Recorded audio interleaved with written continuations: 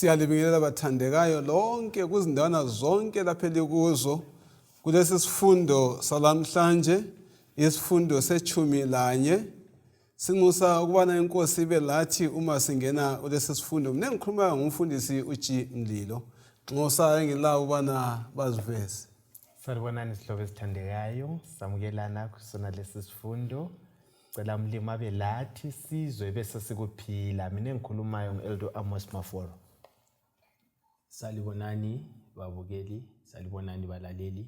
Siyabonga ukuhlanganiswa nguNkulunkulu phakathi kwesifundo saleli viki. Sengathi inkosi ingasiqhuba okhulumayo ngu-Emdlovu. Salibonani bathandekayo ngegama lenkosi yethu Jesu. Siyalibongela ithuba lokufunda ilizwi likaNkulunkulu.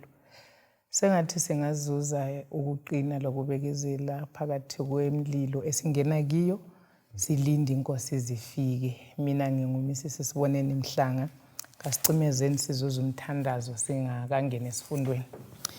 Baba wethu oyingcwele okhona ekhaya ezulwini kalihlonitshwe lesatshwe igama lakho.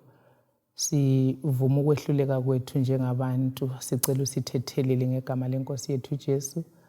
Isifundo lesi esingena kiso sokubekezela, sicela ukuthi usifundise ukuhlala entandweni yakho lokwethemba wena izikhathi zonke. Siphakathi kwenhlupho ezitshiyatshiyeneyo kudinga ukuthi sikwethembe ngoba uyinkosi ethembekileyo. Sifundise ukulinda sisendleleni yakho uzofika uzosithatha. Sibusiseke nxa singena kusona lesi sifundo, sichasisele imfihlakalo yaphezulu. Siyabonga uzona lo mthandazo lokuthi uphendule ngoJesu inkosi. Amen. Amen. Amen. Siyabonga bathandekayo okuhlangana njalo kulesi sifundo esiqhakathekileyo. Lizananzela bangane ukuthi isifundo seliviki siyathanda mana sichumane nesifundo seviki eliphelileyo. Labe besifunda khona kakhulu kabanzi ngobumnene embizeni. Namhlanje sikhangela isifundo esiqhakathekileyo esikhangela ukubekezela embizeni. Ukubekezela embizeni. Singakhohlwa njalo zihlobo ezithandeka ukubana lanxa kunjalo le imbiza kasingeni sisodwa singena noJesu. Akusibalele incwadi yabaseGalatiya ngo5 esincane ngo22. Ifunda kanje: Kodwa izithelo zikamoya luthando, lokuthokoza, lokuthula, lokubekezela, lomusa, lokulunga, lokuthembeka, lobumnene kanye lokuzithiba. Yabona indaba yobunene iyathutsha khonapho kuGalatiya 5:22. Kodwa izithelo zikamoya kunjani? Yokubekezela. Asike sixoxeni kancane ngesihloko sethu ukubekezela embizeni. Sisilichaza kanjani ibala elithi ukubekezela na? Phezu kwakho konke usembizeni. Ndaba esikhuluma ngayo ikota le yonke indaba yembiza. Indaba yokufakwa phakathi komlilo. Namhlanje sithola ukubana phakathi kwawo umlilo, phakathi kwembiza lechisayo akumnandi, kodwa kukhangelelwe ukuthi kungekho mnandi kunjalo ubekezele. Elinye lamabala elisetshenziswayo ukuchaza ukubekezela njalo long suffering. Long suffering ulamabala amabili lapha, long lo suffering. You suffer long. Uyahlukumezeka isikhathi eside, isibanga eside. Ulokho ukhona kuze kulunye. So kukhangelelwe ukuthi njengamaKristu esinye sezimpawu sokufuza uKristu sokufana loKristu yikuthi sibe ngabantu ababekezelelayo. Sihlukumezeka okwesikhathi eside kuze kulunye.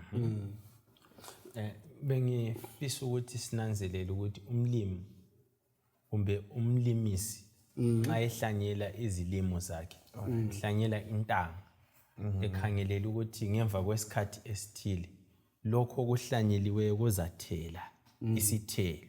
Ngezinye indlela kumele kudevelophe, kumele kukhule kuze kufike ebangeni lokuthi kuthele isithelo. ngakho ke kithi thina abafunda lesi sifundo labalaleleyo ababukele lesi sifundo kukhona uNkulunkulu asilungiselela khona njengenhlanyelo yakhe elungileyo ukuthi kumele sikhule bese sithela isithelo esimqoka ke namhlanje esifundweni yikubekezela.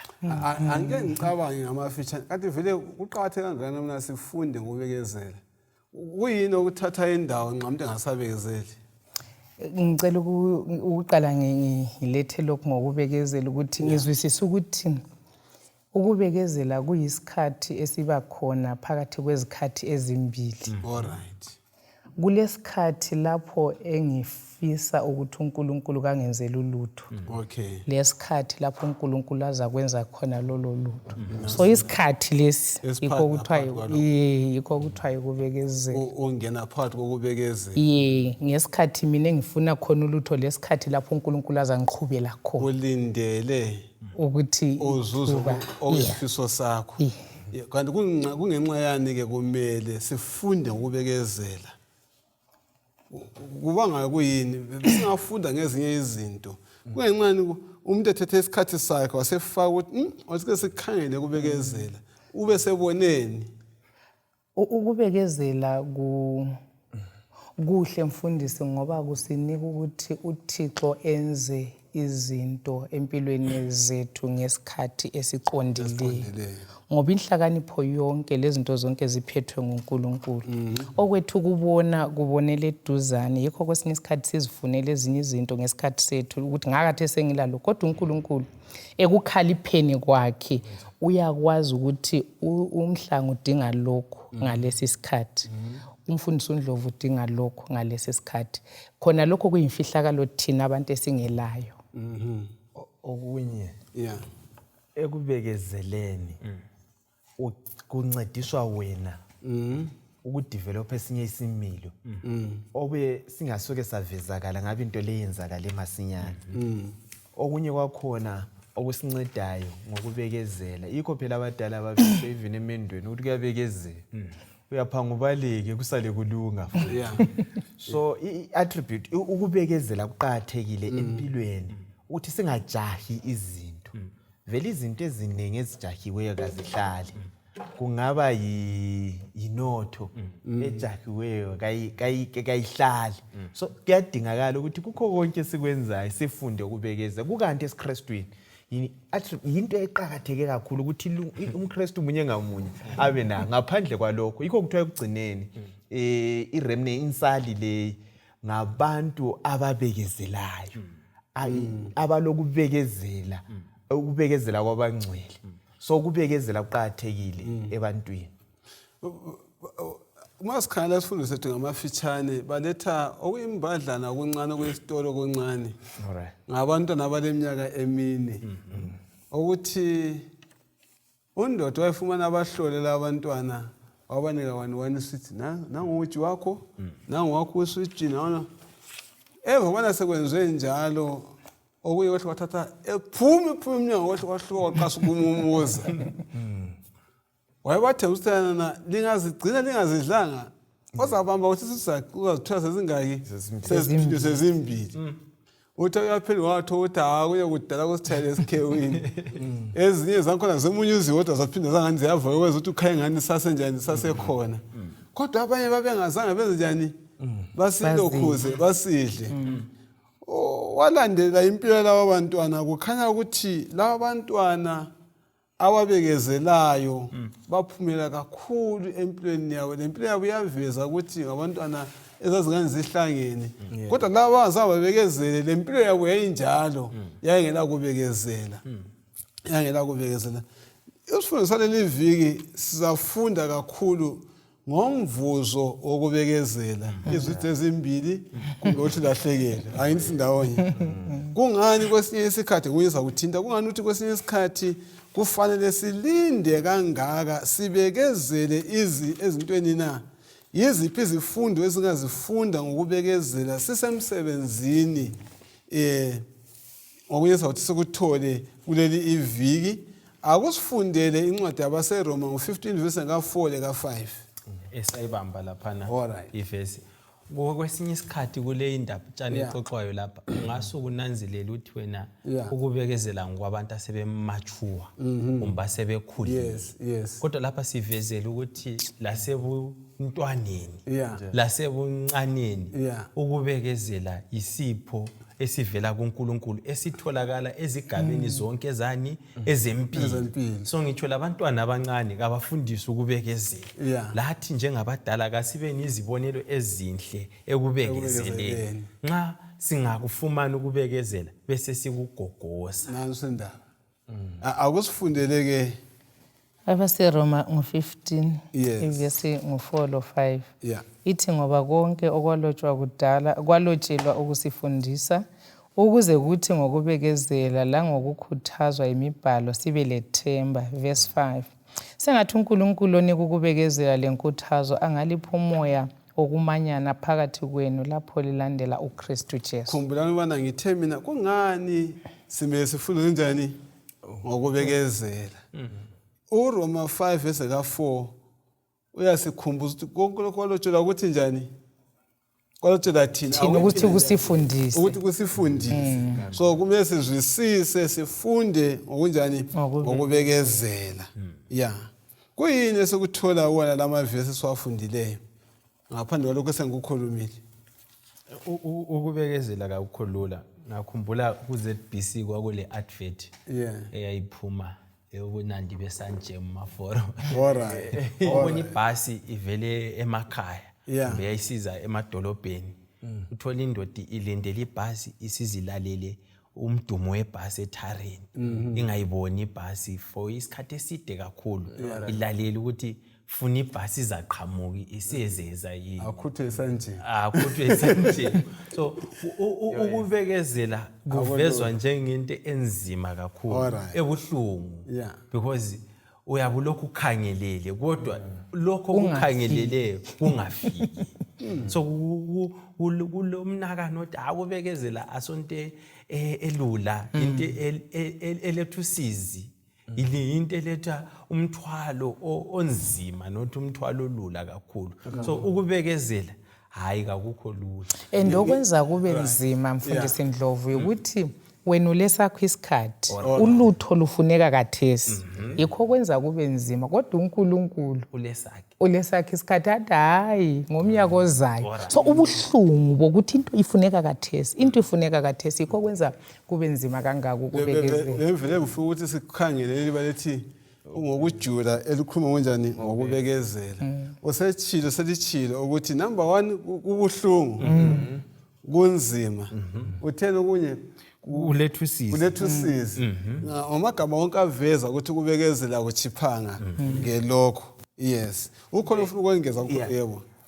Uyabona ukubekezela ngokunye okuchaza kuhle isimilo sika Jehova. Alright. uNkulunkulu esimkhonzayo uNkulunkulu wokubekezela. Yeah. KoNkulunkulu izinto azenziwa ngewala. Yes. Ngesikhathi sakhona. Uyabona kuNkulunkulu usuku olulodwa ungayiminyaka eyinkulungwane. Yeah. Ukuye vele nxa ngachaza ukuthi kade sinxa sikhuluma ukuthi sileminyaka ezinkulungwane ezisithupha. Nxa kubukelwe nxe yimovie ye6 hours esizulwini asikathi wa. So engiyakhona ukuthi wena mina ngilesikhathi engisikhangeleyo ukuthi into le imeli beyenzakala ngesikhathi esingaka. Kungabe kusenzakala sokusiba buhlungu. Sokumele ndilinde futhi akulula. Into esimele sichasise echaswa nguNdlovu lapha lo yinto engalula. Akula umuntu wathi hayi ngangikholisa mina mbekezele. Nganjabula hayi ujabula njani ubekeze akulula. Kodwa kumele ungene yikho umvuzo khona. Asike sikhangeleni ukuthi ukubekezela lokho kusithatha abantu badinga ukuthi babekezele kokuphi. Ngikhangela kulutsha, ngikhangela kwabadala, ngikhangela abadinga umsebenzi, ngikhangela ngabadinga inzalo. Asike sixoxeni ngakho khonokho. Uthi yes. Kunengi esikufisayo ukuthi ngabe kuyenzakala ezimpilweni zethu. Kanengi uyafika esigabeni nje ubusuku akuthinta ukubana sengikotshwana semele ngithathwe. Yeah. umaqondana angatholakali Yeah. umele ubekezele nxa umfuna esuka kuNkulunkulu ungazidingela umsebenzi ungawufumani ubuhlungu bakhona sifunde sonke lo Ndlovu yena useqhatshiwe usethethe into zonke ziyamhambela mina sichade sonke selengane mina ngilazo yikho okuba lobuhlungu bakhona kube sokufika umcabango ukuthi sengishiwa isikhathi ande wonke umcabango wakho ukuthi umnikazi wesikhathi ngubani opha ngesikhathi bani so kumele kwane ngqondweni zethu kubana konke lokho esikufisayo sike sibe practical kakhulu bana sonke siyayifisa imisebenzi emihle siyakufisa ukuthi ngifundile ngiqhatshwe ngithole umendo ngibe lengane konke kungihambele isikhathi esiningi akuhambi ngendlela wena ocebe ngayo ofisa ukuthi kuhambe ngayo indlela zikaNkulunkulu uzathi uJehova ukuthi indlela zami sondlela zenu amaphupho ami izifiso zami ayisozifiso zenu so kufuna ubana sike sifunde ukungena engqondweni kaNkulunkulu senze njengokufisa kwakhe khona lokho ababukeleyo basebebona ukuthi hayi indoda le yabekezela ngoba imicabango yenkosi ngelo Alright. Bengisithi uMaforo nxa ekhuluma ngokuthi intsha kwesinye isikhathi uyacabanga ukuthi usuthiwa isikhathi ngikhumbula indaba kuGenesis 16 ukuthi uNkulunkulu nxa esethembisa uAbraham ukuthi uzaba ngoyise wesizwe esikhulu abe semtshela ukuthi hayi futhi angitsho ukuthi ngoEliezari ngitho ngowakho yaphuma ekhalweni ungayifunda kuhle ithi 10 years iminyaka eli10 kuqhubeka Abraham wehluleka ukulinda uSara wasesithi kangene wadliswisi eseleminyaka engu85 15 years zikho zisasele ukuthi uNkulunkulu agcwalise isithembiso kodwa ngizuza isiqiniselo ngoHana uHana kuthiwa waswela inzalo lanxa kwakubuhlungu ukuthi inhlamba zikanyane wabo zazifuna ukuthi umntwana ngala uhlamzuze ukwenza ukuthi inhlamba zime kodwa icebo likaNkulunkulu lalisithi hayi laphana so sisizuza indaba yokuthi mfundisi nxa sibekezela akufanelanga sikhangele amehlo ethu kakhangele esithenjisweni kodwa akhangela kulo sithembisileyo so isikhathi ngesikaNkulunkulu so amehlo ethu abe kuNkulunkulu ngoba nguye okwazi isikhathi uma funa uthinta into emangalisa ukuthi indlela zikaNkulunkulu vela sizezethu uthe zakhe ziphakeme ngoba thina sibona even ikathesi ngeke ngiyazi ngcono kule ndlela uNkulunkulu afunda ngayo ikusasa so ngikhumbuza umngane wami uSigobudu uNxumalo waye ngihlala ngikhuluma ngayo esesolo silaphana umfundisi uNxumalo wayeje ukuthi esikhathi kule drought enkulu izulu singaliboni abesethwala amayezi mdala hayi lizabona kade simbona amayezi hayi indodana musu kubheka amayezi bheka ngale kwamayezi uhlongu yolawula amayezi lawo kakhulu so ingqobo esizuzayo la ukuthi kasingakhangelini lokho esikuthenjisiweyo siza kwehluleka kasikhangelenini osithembisileyo nguyophetha isikhathi and nguye olawula izehlakalo yeah no siyabonga kakhulu angeke ngikhangele amavesi la amahubo ngu27 ivesi ka14 ubuye ubale u37 verse nga4 akwayona la amabili sibona amahubo 27 ivesi ngu14 ithi lindela uJehova qina ume isibindi ulindele uJehova lindela ubani uJehova qina wenze njani ume isibindi wonke lalokho esiqinisa ukuthi kumele sikhangele kuwena lo lawula ini izehlakalo u37 verse 7 uthini ithi chuma phambi kukaJehova umlindele ngesineke ungakhathazeki nxa abantu bephumelela ngezindlela zabo nxa bephutshisa amaqhingo abo amahle sifundani ngokubekezela amafolo kula mavesi omabili nje okumele actually sikufundayo ukuthi ngokubekezela sifunda isimilo sikaJehova asichumeni sihlale ezinyaweni zikaJehova yikho okufundwa khona ukubekezela izasiqondisa isilawuli akulula nizaphinda kodwa enkosini kuyenzeka Kodwa lapha amaforo izindaba evelayo ithi singabi le ndaba lokwenzakala kulabo abasizungi yikho kule ndaba khona. Nansi indaba. Hayi khona vele ukuthalaza indaba yokubekezelana sike sathi ukuthi uzathalaza nga. Ubone kuyahamba. Mfowethu esithathe sonke yena kuyamhambela usenengane. Uyakhumbula uAsafu. Right. Uyakhala uthi mpho sengatshelela nxa dembeka kanjani.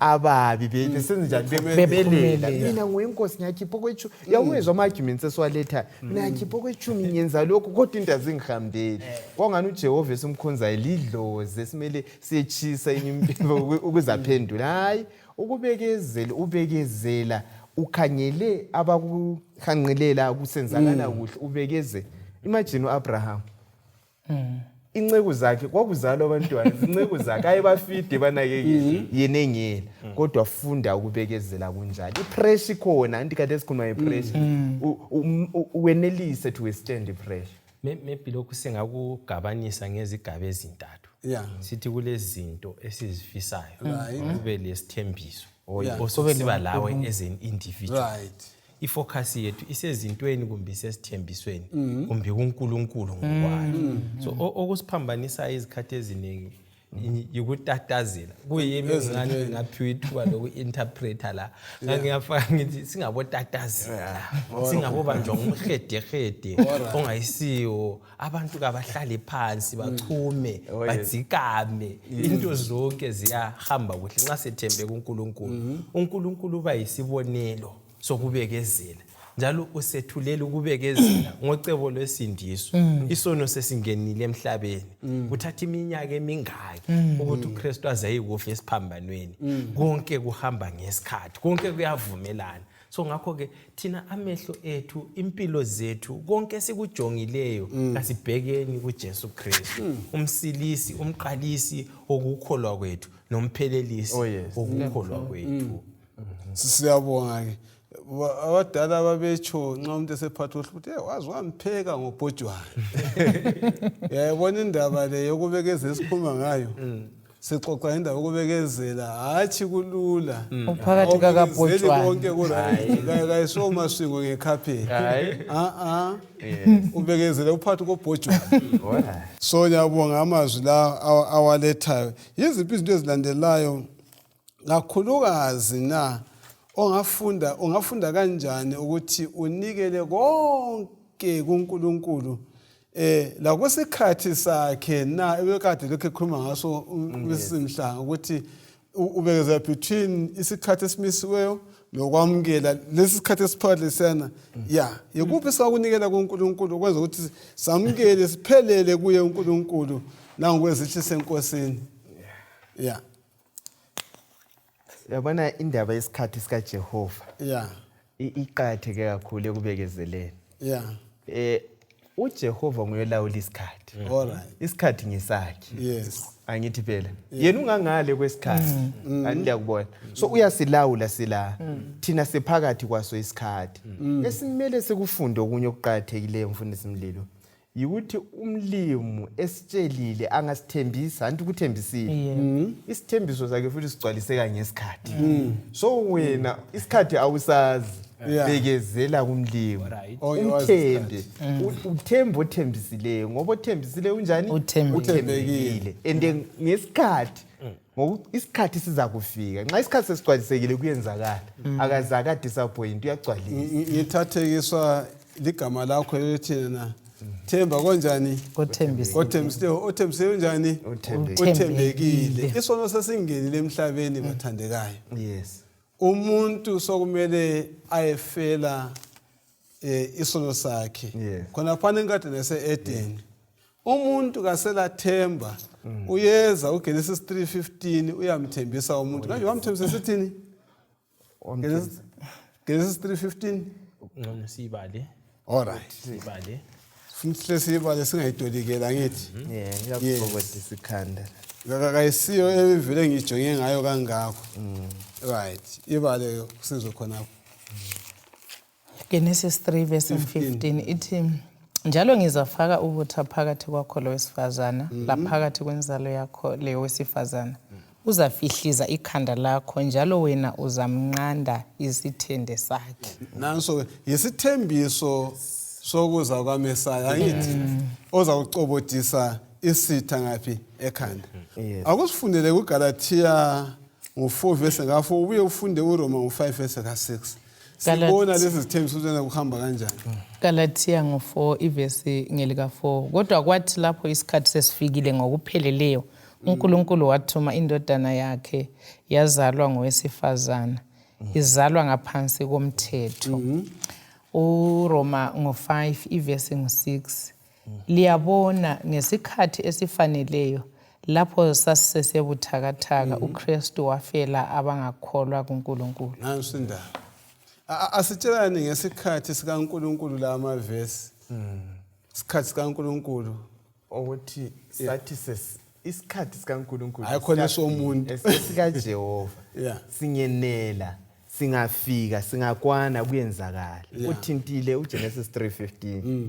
Kusukela khona phana kuyahlala 2000 years kufika uzamcolo kusuke after zamcolo sihlale futhi eminye iminyaka 2000 years kuze kuye kuzalwa ubani uJesu 4000 years isithembiso sikaMesiya singakagcwaliseki. Siyafika kuGalatia 4 lapha kuGalatia 4 verse 4 ukuthi kwathi sesifikile isikhathi indodana yomuntu yasizalwa ngokwesikhathi uthembekile njengoba sijile othembisile singafika into ziyenzakala so thina singabali ngokufiphala kwemicabango yethu ukuthi hayi kuthethe isikhathi esingaka umlimi yena uyabekezela lathi asifundeni ukubekezela kufika kuyagcwaliseka kuphela. Akucabange ngemzekeliso ngeminyaka engamachumi ayisikhombisa 70 years ezikuDaniel 9 verse 24 kusiya ku27. Isiprofeti esikhomba kuJesu njengomesaya. Yes. Yeah. Sabaside kangakanani lesi sikhathi na. Kambe lokhu kukutshelani mayelana lokufunda ukubekezela izinto kuze kube yisikhathi sikaNkulunkulu lanxa kubonakala kithi sengathi yisikhathi eside na. Wathi imhlengengeza ukuthi yena kusifundisani futhi ngokubekezela sindele kuza kwesibili kaKristu. Sebetsheliwe lapho. Ukuthi sokufika sokuthiwa 70 weeks that's 490 years. Ayisomnyaka yokudlala. Yeah. Kuthi sokusiyafika kumnyaka 483 kuthiwa indodana yasizalwa. Wazalwa uJesu wafeza lo msebenzi wakhe. Sathi sesenele ayisomnyaka emncane. Khona imbali ungafunda abantwana imbali abayifundayo is just 100 years back. Esikole abayifundayo ay stretch 200 years back usiya. Balapha sikhuluma ngeminyaka engaba yi500 years.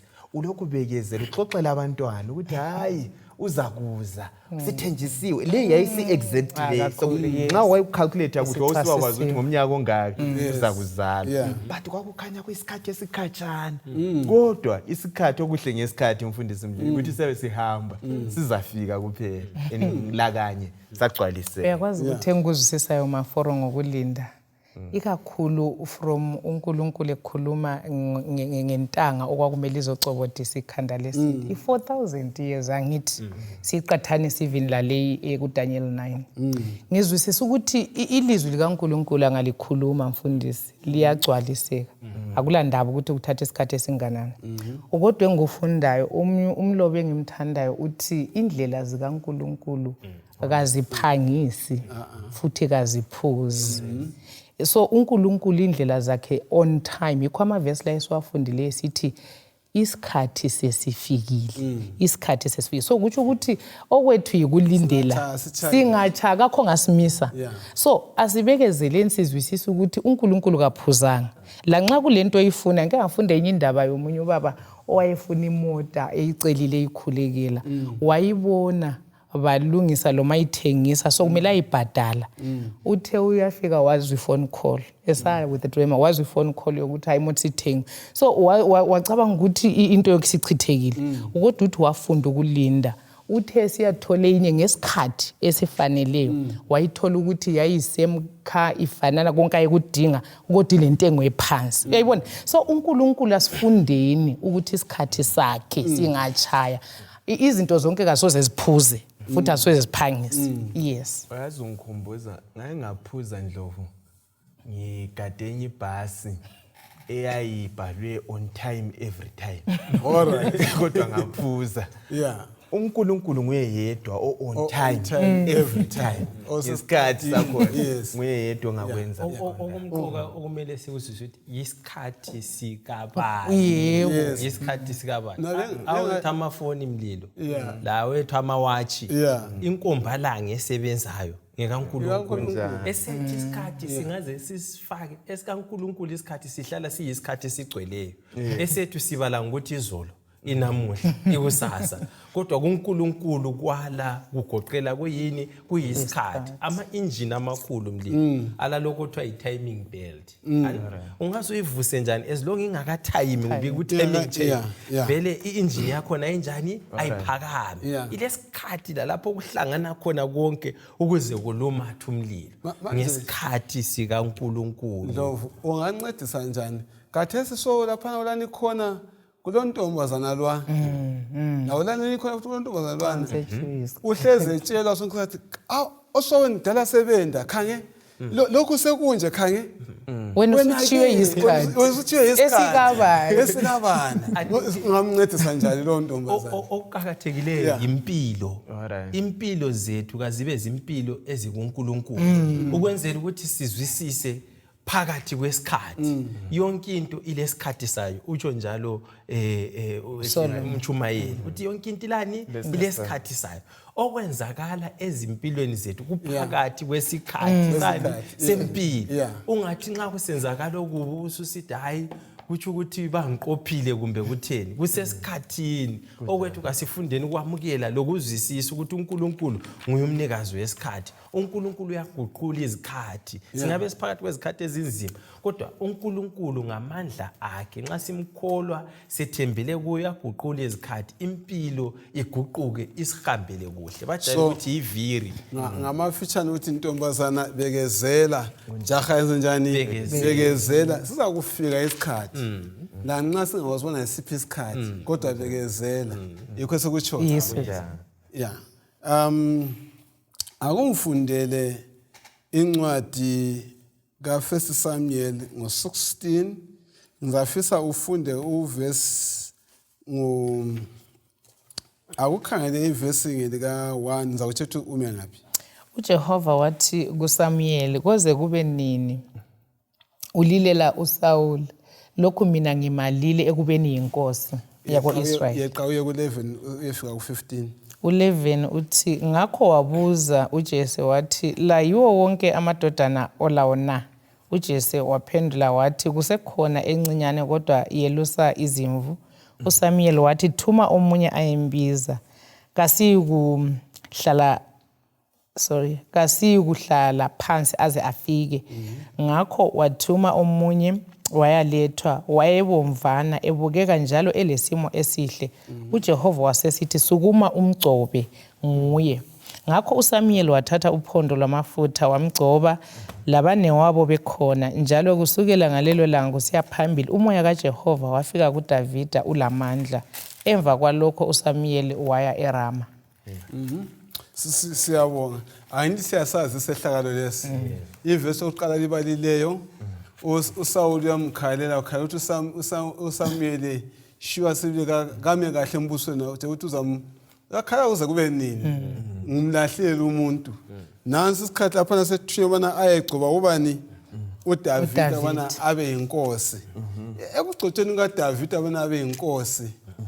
Lesikhathi ngizathatha umfanekiso olethwe nguMrs Mhlanga othe isikhathi sisuka lapha esithembiseni usiyafika lapha sinjani esigcwaliswa khona. Sesifika isikhathi sokuthenjiswa kaDavida ukuthi kathesi wena uzaba inkosi. Isikhathi sona sana usuka khopha ukuthembiseni usiyafika ukugcwaliseni ikho kufanele sixoxe ngakho ukuthi sifundani ngokubekezela kukaDavida. Kuyini uhambe phakathi kwenkambi ezingakanani ezingaka sixoxeni indaba. Okokuqala mfundisi uDavida lapha kukhanya wabuyela esuka la. Mina kuyimi nganyahle ngijime kodwa sengicotshiwe ungafundi imbali ithi wabuyela emadlelweni kuyakwelusa enjalo secotshiwe waqhubeka. Ngizwisisa ukuthi uDavida wayekwazi ukuthi umuntu angakaphangisisi indlela zikaNkulunkulu. Wayesazi ukuthi isikhathi uNkulunkulu azangithatha mfake esihlalweni yiso isikhathi esiqondile. Kazange atataze ngicabanga lokhuyana kade kuthiwe nguNdlovu ukuthi ubeza bhala ivesi ethi akelekele ukudadaza. Mina yahle ngigijima ngiqalisa lokulala ngayabe sengiconsultela abantu ukuthi nxa sembusa yiwapha ama changes engawabisa lokho ngingakwenza nje ngihle mfaka iplan yonke phansi. But uDavida simbona engaqali ukwenza khonokho alindele uThixo. Yes, uDavida kadinganga ndlela yokubana angaphangisisa njani lokho uNkulunkulu ayethe kuza kuye. Sibona ukhuluma usitsho njana ucabanga ukuthi umisi ukuthi wabuyela wayehlane kwaNkosi. Okwesibili wangena esigodlweni sesiyachaya ichavu. Awuyiqedisa indawo. Kwehlukene lo Jacobe lo mawakhe abaphangisisi babetshela ukuthi hayi omncane uzaba omkhulu bona baloyisa ukuphangisisa. Iningi lethu siyangena kukhona lokho sifloyisa ukuphangisisa umlimo amacebo kaJehova. Simele sifunde ukubekezela. uDavida wangena entweni eziningi wayakulwa wabalibutho wamthola lo Sawuli kulendlela ukuthi wayengaqhuma ikhanda lika Sawuli asale senguye ogcotshiweyo ngoba egcotshwa uDavida umoya wenkosi wahle wehlela phezulu wasuka kubani umfundisi Mlilo. Nafuna ukubona umoya wokubekezela. Akucabanga ukuthi uSawuli udopha inkakatha yomkhonto kunje kankudle Davida ucile phansi enamathele emdulini. Yes, Le ndawo okhuluma ngayo uDavida ayethola inkosi ehoqa nyakutela kumbe izinceda ngale osecela uthana qedisa kuseboni siboni isilinganiso sokubekezela singakanani sixoxeni khona bosibona. Yes, wayebekezela uDavida ngoba wahle wabona ukuthi lapho ufuna ukumbulala kodwa azange afunele ukuphindisela. Kanti yabona indaba yokubekezela uyabekeza uthi nxa kungokwani ukubekezela akula kuphindisela kuzakuza ngesikhathi esifaneleyo. Wayembona uSawuli ulebutho lamabodyguard ungazibuza ukuthi kanti nizawuthatha njani umbuso nalo kodwa wayemthemba uthembisileyo ukuthi uza kugcwalisa. So yikho esimele sikufunde uDavida lo. Okunye ngufunda mfundisi sorry ukuthi uDavida kuthi ukuthi wayelenhlakaniphethile ayelayo. Izwana ukuthi uAbishayi ukuthi wabethola inkosi wathi angimchayi kabili kanye nyabe ngiqede ngaye. uNkulunkulu semnikele esandleni sakho. Kule msindo eminingi empilweni zethu lapho siphathi kokubekezela abangani bethu labantu abaseduze kwethu kangaka bathi ungadlalisi opportunity udlalisa opportunity kodwa kudinga umuntu lokuhlakanipha kukaNkulunkulu ozwisisa ukuthi uNkulunkulu usebenza njani. Isikhathi kaNkulunkulu akulamuntu ongasiphangisisi. uDavida uthi hayi lo ugcotshiwe ngingeke ngiphakamise la yesegcotshiwe kodwa uthi and wayekwazi imfundiso lokuthi umoya kaNkulunkulu susukile kuSawuli wathi kodwa ngoba isignature kababi ke yahlala lapha angingeke mina ngikwenza. So walinda ukuthi kaphile up until uNkulunkulu isikhathi singachaya ukungena kwami esihlalweni akusoze kube ngingene ngegazi. Ilevel yokubekezela kwakhe ngitsho lo muntu wabuyezeletha umbiko ukuthi usefile uSawuli efuna ukuthi azuze ifavor uDavida wadliwa ngamanqila. Yes, bengisathi mina Ndlovu ekubekezeleni lapha nokungajahini izinto ngiyake ngibona abafowethu abaningi even sisebenza uzwe kanti ongagcotshwanga ngubani sonke sigcotshiwe kodwa usujahi office ongakayinikezwe. uDavida lo Sawuli bonke bagcotshiwe kodwa bekezela esakho isikhathi senze njani siyeza. Kulabanye futhi imfundisi Mlilo abazibizileyo la semsebenzini wenkosi.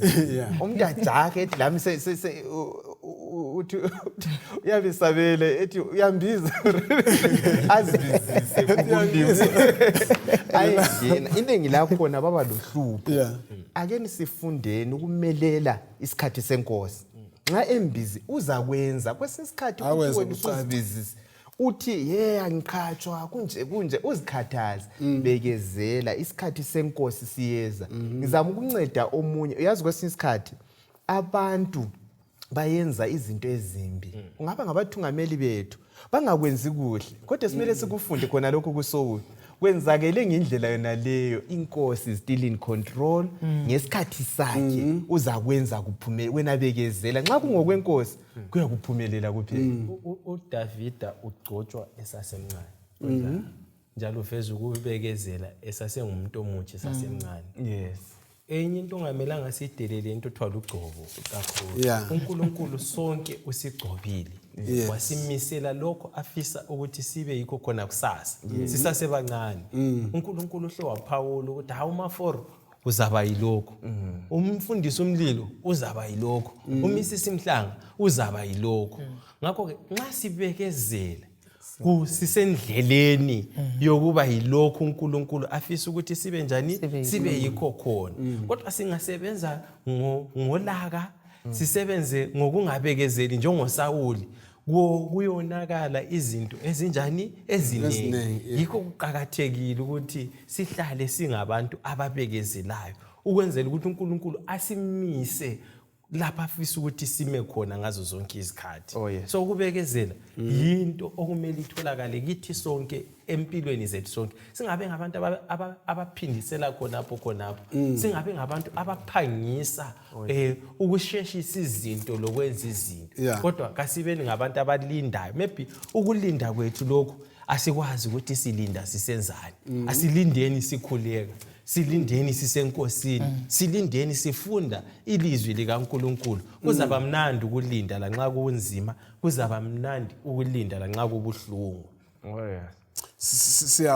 siyabonga now ngithathekiswe ngamagama la ewachileyo ukuthi ukubekezela kunjani kubuhlungu ikakhulu vele ubekezela phakathi kobhojwane kubuhlungu kakumnandi kuyahluzula uDavida esikhuluma ngaye ubekezela nje kakho lasemzini kayise wayesehlala ezintabeni ngaphi langaphi uyamyekela ukuthi ambulale kodwa usendaweni zonezi ezingamnandi sesixoxe ukuthi kungenxani engaza ngalokho kodwa usuma isikhalo omnye umfanekiso la umfanekiso wenye indoda eyabekezelayo umnyaka emithathu izolingani indoda eyabekezelayo kwafa abaprofeti bakaBhali abanengi akusifundele incwadi yamakhosi yokuqala ngo-18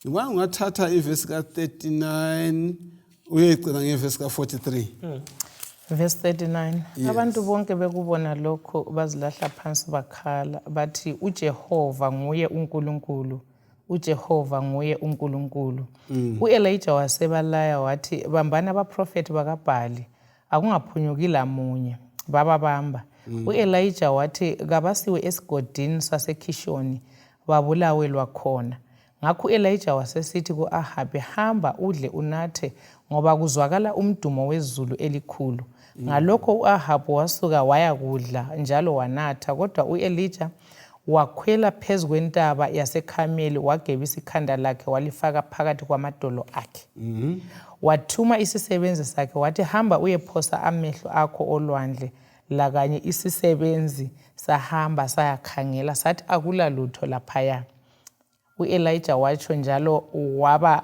kasikhombisa esithi buyela akungifundela uvesi ka9 ku chapter 19 chapter 19 verse 9 eselapho wangena ebhalwini walala ngakho ilizwi likaJehova lafika kuye lisithi kanti wenzani khonapha Elijah naso indaba singahlanganisa indaba yonke siyayazi amavesi esiqabana sifunde ngawo Elijah ucina ngokubamba abaprofeti bakaBhali bonke babulawa uyacebisa inkosi ukuthi hey kayihle ikhuphuke ihambiye kudla iphuze ngoba izulu lasizabona uAhabu uyagijima ufika atshele ibani ikhosikazi lakhe uJezebheli ahlazuze ukwethusela ukuthi kanti kuyini vile ukuba ukuthi abantu bengabekezela asixoxeni khonapho ikakhulu ngomfanekiso lo oku-Elijah. Okunye kwezinto ezenza singabekezeli nxa sikhangele u-Elijah uyakhohlwa inkosi eke yamenzela khona Ukukhohlwa. Alright. Number 2 abe sesesaba nxa kulento esikhathazayo ifear okwenza sigijime sidinga abaprofeti ukukhulekelwa sibe lamanzi la yikwesaba ukuthi kanti isikhathi sami siyafika nini iprotection mbani oza kungiprotect uElijah ngokwesaba wagijima uthiwa wayacatsha endaweni engayisiyo semkhohliwe uNkulunkulu owabulala abaprofeti bakaBhala abangu-450 ngangizibuza ukuthi I think yiko lophuma khona lemutsho kadade kamama umlobo esimthanda kakhulu. yes Uyathanda ukuyikhotha leyo ndaba ukuthi ingozi enkulu yipi. yeah Ukukhohlwa ukuthi izolo inkosi isenzele. Yes. Qedisa inkulumo yakho. Ukukhohlwa ukuthi senzelweni sihlobo sithandile asikhumbuleni usichaphisa ulwandle olubomvu nxa sichaphisa ulwandle olubomvu angasincicha amanzi base bekhohliwe so uElijah ubaleka ayicatsha ebhalwini sekhandwa lapha ingilosi yenkosi ku19 verse 9 ukuthi wenza la wena kade umele ngesibindi esingaka ususenzana kulohlupho lokugijima lokuphangisisa sike salethelwa lapha umzekeliso ukuthi hambe ekhangela bekezela izikhathi zonke lezaka sikhombisa yikubekezela ukulinda ulindele inkosi yenze isenzo sayo ngiyakholwa ukuthi ngabe walinda wama kanti wayizamenzana uJezebeli yena lenkosi asifundeni uyithemba inkosi ingoma yabantwana ithi yona nxa silo Jesu emkolweni asisabi isiphepho esilongu silo Jesu siza kubobotheka kakade indlovu abantu bagijima bebalekele ngapi nxa usugulelwe wafela isiphinde waswela umendu uyawubona sebegijima besiya ngapi ngoba phakathi lapha lohlupho lokugijima bagijima besiya ngapi engceso kuma sokhona uyagijima kahle suyagijima besiya ngapi uhlupho lubangelwa yinto eyodwa mfundisi yes lapha sithola uElijah esetshenziswa uNkulunkulu kodwa abantu sifuna izinto esingazisebenzisa njengoNkulunkulu yiko lapho ukugijimela khona iningi labantu abamangalisayo bafuna into ezinamandla bafuna izinto loNkulunkulu abangamsebenzisa ukugcwalisa lokho abakufunayo ngesikhathi bona abafuna ngaso bafuna izinto loNkulunkulu abangamsebenzisa abafuna uNkulunkulu abangamsebenzisa phezu kokusetshenziswa uNkulunkulu okumangalisayo esiqongweni emkhosini omangalisayo entabeni yaseKhameli uNkulunkulu waziveza ngobani ngoElijah nansi indoda esetshenziswe uNkulunkulu isithandabuza amandla kaNkulunkulu kuyingozi ukusetshenziswa uNkulunkulu uqede lapho ungayami emandleni kaNkulunkulu uqede lapho ube lokuthandabuza kuNkulunkulu ngoba usathane uhlezi ejongela abantu abanjalo ukuze abawisele phansi ngizwe lithina okunye kubangela ukuthi abantu baphume intando kaNkulunkulu yikwesaba besabani ikwesaba kaningi ikusasa ukungazi ukuthi ikusasa lisiphathelene usathani kuthiwa unjengengwenyama ebongayo angabonga khwazi simkhohle lo sibizileyo uza kwesaba ukwesaba ukuthi abantu bazakuthini ukwesaba ukuthiwa isikhathi lesabe esikhuluma ngaso uqhakathekile ukuthi sibekezele abantu abafuna ukuba kwazi ngekusasa abalokwesaba ngekusasa bagcwele ezindaweni ezitshiyeneyo ebantwini badinga ngekusasa ukuthi kanti lokhu vele kusasa lesikhathi sakusasa simi njani baze bafise lokuprofetwa ukuthi hayi alike sitshele ngekusasa ikusasa isesikhathini sikaNkulunkulu isezandleni sikaNkulunkulu okumele sikwenze ukukholwa kuNkulunkulu okunye engikuzwisisayo lapha ukuthi sinikwa lapha indaba kaSamson yes uSamson ngomunye okhanye engayifuni indlela kaNkulunkulu lokulindela uNkulunkulu simthole sethatha indlela equmela vele indlela zethu ngeziqumelayo ngoba isikhathi sokulinda kasisi ingozi indlela zokuqumela zingozi okunye njengoba sithinta ukwesaba uSamson yena wayefuqwa imizwa lentando yakhe ikubona phela mfundisi ivino Johane babefuqwa yikufuna amandla iposition yikho umama wabo wazowabacelela ukuthi bahlale ngama-shortcut izindlela eziqumelayo zonke lezi even ekahage sike sayithinta ukuthi indlela kaNkulunkulu yabekwe eceleni nizama ukuzizuzela yami so kuzindlela eziyingozi kakhulu ngoba ekucineni sibona uSamson sekhitshwa amehlo segrindela amaFilistine la nxa ethethelelwe ekucineni kodwa kuyingozi ngoba indlela ayithetheyo imgcinisa esengoyisiphofu. Ohle ufundele amahubo ngo-37 verse 4. Sike sibona ukuthi nxa singena kulesi sigaba saleli verse kusincedisa njani ekwesabeni lasekunqobeni lasekumeni sibekezela. Ithi uverse 4 zithokozise kuJehova yena uza kupha izifiso zenhliziyo yakho. Zithose kubani? kuJehova uza njani? Uza kupha izifiso zenhliziyo. Ya sizwa isithini le verse ikakhulu maqondana kade sikhuluma ngakho.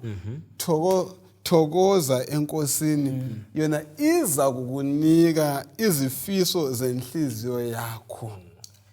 Lokho kubisa inselela yokwethemba uNkulunkulu okungachediyo ngoba simazi uma for kwathinta indaba eqhakathekile ukuthi othembisileyo uthembekile ilizwi likaNkulunkulu alikaze uliwele phansi loba isikhathi singaba side so nxa esithi sithokoze lapha kuNkulunkulu kumbe kuJehova utsho ukuthi kufanele simethembe ngoba siyakwazi ukuthi akula lutho luzasihambela kuwo ibamba leli gama simethembe yes asimethembeni uNkulunkulu bathandekayo uthi ngoba kunjani ngakukho aza kwehluleka ukugcwalisa ezimpilweni zethu right ofuna ukukhuluma ngoforo okunye esimele sikwenze njengabazalwane yikubana sihlobo esithandekayo sibe lobudlelwano loNkulunkulu simthembe kusakuhle iyabuya njalo indaba yokuthemba lobudlelwano into ngaba lobudlelwano lonkosikazi liyakhula uzavumelana lami sisimlilo khathesi indlela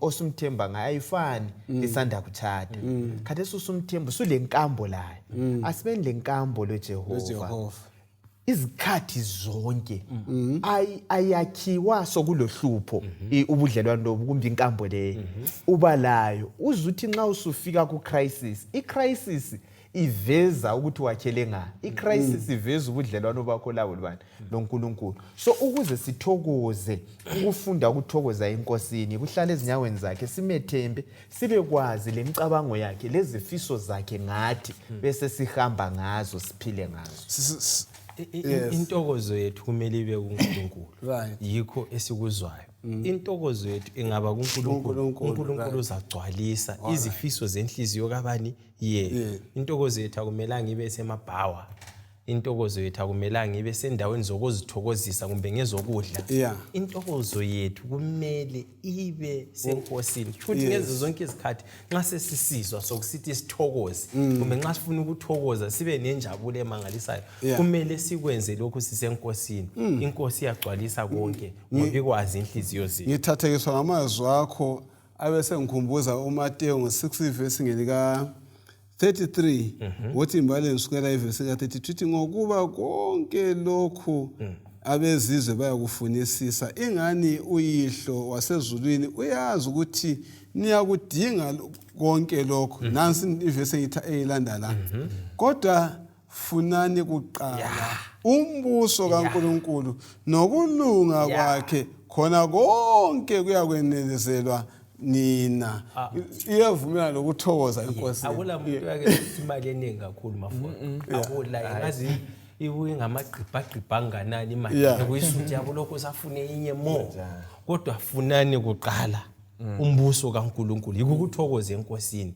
zonke lezi zinto sizangezelile abantu basuka kade sibaye eAmerica bangonesi bakhona lemazweni funani kuqala athi intokozo yalapha emhlabeni yebo lokho kunye sikufunayo lapha kuqalisele ukuthini thina sidinga inkosi kuqala ibisigcwalisa ke izifiso zenhliziyo zethu amen singakhotha uDavid esikhuluma ngaye lo nguyena lo kanye esithe wagcotshwa wabekezela nango loba lamagama la kungenxa yani uDavid waloba ngokuthokoza enkosini then ke nxa waloba ngokuthokoza enkosini thina singakufumana kanjani ukuthokoza enkosini kwene singakwenza bona sifumane ukuthokoza enkosini Mthemba khona lokho inkambo kaDavid uma singayilandela ukuthi ngikunikeziwe konke lokho sethintile iningi lethu sagijima seku diaspora utshilo yini uNkulunkulu akulanto erongo ngokuya phandle kwelizwe but kodwa thunganyelwa inkosi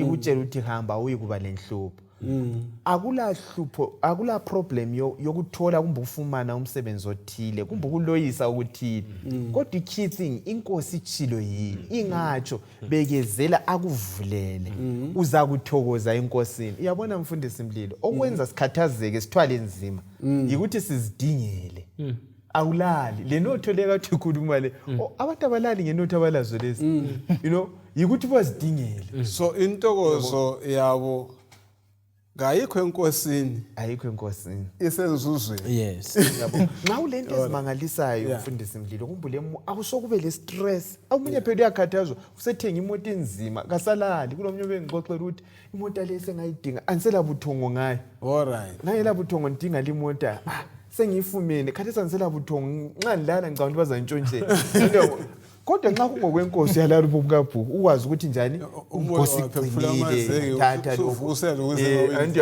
so kunye kwezinto esikudingayo yazikhathaza ngakho asithembeni inkosi silandele inkosi ekuloyisayo ngani uzasenzela kuhle indlela zenkosi zilungile izikhathi zonke okunye kade ngifuna ukuthi ngezelele kumaforo lapha ukuthi okwenza sithokoze enkosini ukuthi inkosi yethu iyakwazi esikudingayo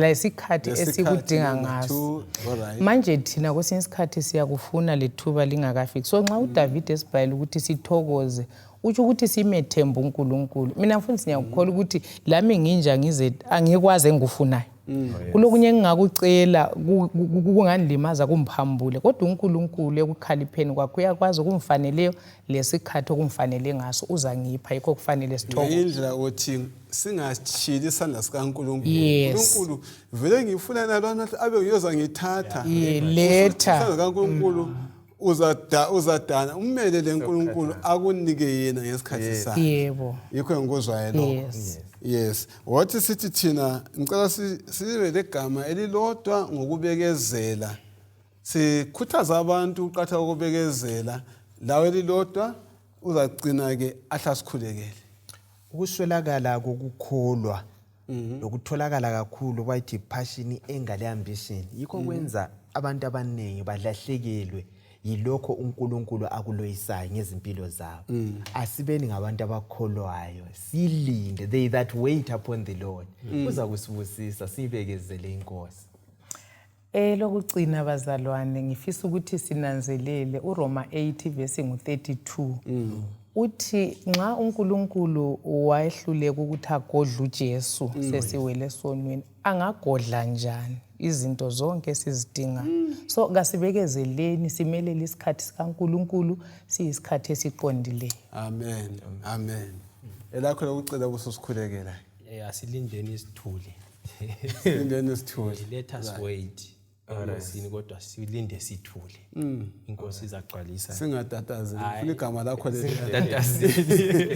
inkosi izagcwalisa bese sivula amehlo ekuthuleni kwethu sivala umlomo sivula amehlo inkosi iza kusenzela izimanga ezimangalisa asikhothaniseni amakhanda sikhulekeni baba wethu osezulwini siyabonga ngomusa lothando lwakho sibonga ngesifundo esiza kithi njengabantu abakho esisifundisa ukubana wena uyasihlelela ngesikhathi esifaneleyo uyakusibusisa usinike usigcwalisele iziloyiso zenhliziyo zethu sengathi usukela namhlanje ungasinika ukukholwa sengathi usukela namhlanje singakwethemba izikhathi zonke bese sihlala entendeni yesandla sakho ubususinika intokozo emangalisayo kuphileni kwethu ukuze ngolunye usuku olungasekho khatshana sonke sibe khona embusweni wakho ozayo masinyane sifundise ukubekezela sifundise ukuqinisela sifundise ukuma ekulungeni ngazo zonke izikhathi lo ngumthandazo wethu okukholwa egameni lika Jesu Kristu siyakhuleka amen amen